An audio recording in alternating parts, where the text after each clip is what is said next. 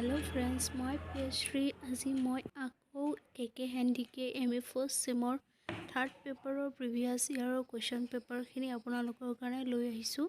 মোৰ ফ্ৰেণ্ড কেইজনমানীয়ে আৰু হোৱাটছএপ গ্ৰুপৰ পৰাও কেইজনমানে মোক মেছেজ কৰিছিলে প্ৰিভিয়াছ ইয়াৰৰ কুৱেশ্যন পেপাৰবিলাকৰ কাৰণে সকলোৰে সুবিধা হোৱাকৈ মই প্ৰিভিয়াছ ইয়াৰৰ কুৱেশ্যন পেপাৰখিনিৰ সৰু এটা ভিডিঅ' আপোনালোকৰ কাৰণে আগবঢ়ালোঁ।